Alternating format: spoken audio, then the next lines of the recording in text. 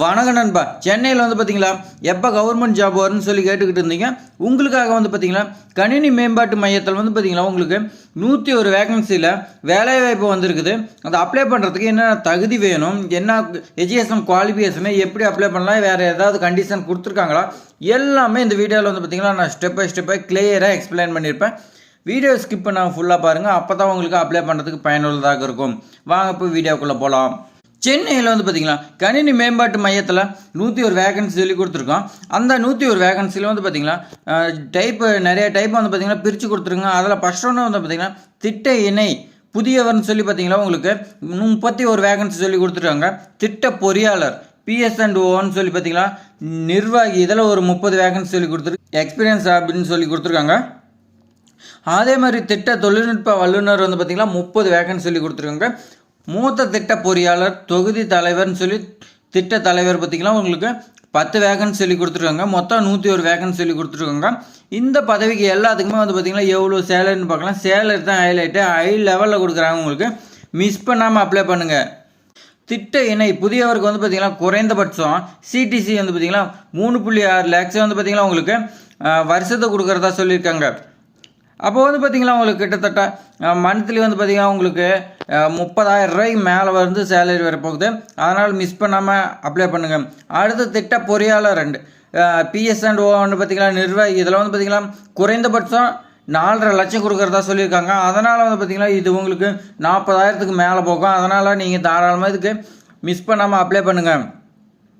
Experience இருந்துச்சுன்னா பார்த்திங்கன்னா உங்களுக்கு அதிக சம்பளம் வரும்னு சொல்லியிருக்காங்க. அதே மாதிரி திட்ட தொழில்நுட்ப வல்லுநருக்கு குறைந்தபட்சம் 3.2 லேக்ஸ்ன்னு சொல்லி கொடுத்துருக்காங்க. அப்போ பார்த்திங்கன்னா 25,000 கிட்டத்தட்ட சம்பளம் வரும்னு சொல்லியிருக்காங்க. மூத்த திட்ட பொறியாளர் தொகுதி தலைவர் திட்ட தலைவர் இவங்களுக்குலாம் பார்த்திங்கன்னா உங்களுக்கு 8 லட்சத்துலேருந்து 14 லட்சம் வரைக்கும் சொல்லி கொடுத்துருக்காங்க. அப்போ பார்த்திங்கன்னா உங்களுக்கு 80,000 90,000லேருந்து 1 லட்சம் 1.5 லட்சம் வரைக்கும் உங்களுக்கு சேலரி கொடுக்குறாங்க. கால்குலேட் பண்ணிங்க, நான் அப்ராக்சிமேட்டாக சொல்கிறேன். ஏஜ் லிமிட் கொடுத்துருக்காங்க. இந்த ஏஜ் லிமிட் பார்த்திங்களா திட்ட இணை புதியவருக்கு 30 வயசு வரைக்கும் சொல்லியிருக்காங்க. திட்ட பொறியாளர் அண்டு PS&O பார்த்திங்கன்னா 45 இயர்ஸ்க்கு இருக்குன்னு சொல்லியிருக்காங்க. திட்ட தொழில்நுட்ப வல்லுநர் பார்த்திங்கன்னா இதுக்கு 30 இயர்ஸ் சொல்லி கொடுத்துருக்காங்க. மூத்த திட்ட பொறியாளருக்கு இவங்களுக்குலாம் பார்த்திங்கன்னா உங்களுக்கு 40 இயர்ஸ் சொல்லி கொடுத்துருக்காங்க.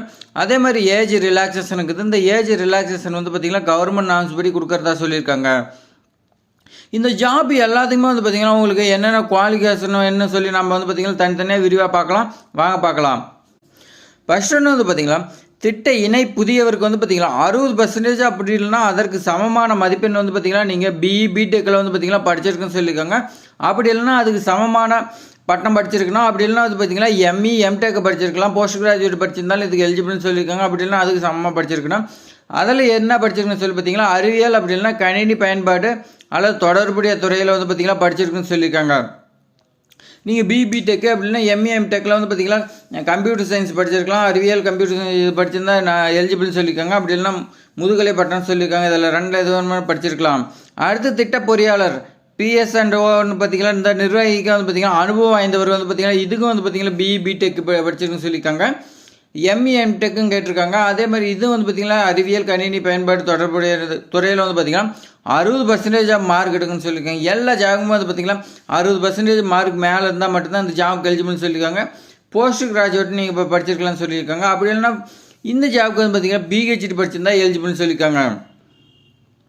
திட்ட தொழில்நுட்ப வல்லுநருக்கு இதுக்கு பார்த்திங்கன்னா ITI அப்படி இல்லைன்னா சம்மந்தப்பட்ட டிப்ளமா துறையில் படிச்சிருக்கேன்னு சொல்லியிருக்காங்க. டிப்ளமோ துறையில் பார்த்திங்கன்னா கணினி அறிவியல் ITI மின்னணுவியல் கணினி பயன்பாடு இல்லைன்னா அதுக்கு தொடர்புடைய துறையில் பார்த்திங்கன்னா நீங்கள் படிச்சிருக்குன்னு சொல்லியிருக்காங்க. மூத்த திட்ட பொறியாளருக்கு இவங்க பார்த்திங்கன்னா இதுக்குமே பிடெக் படிச்சிருக்குன்னு சொல்லியிருக்காங்க. அப்படி இல்லைன்னா ME MTech படிச்சிருக்கலாம்.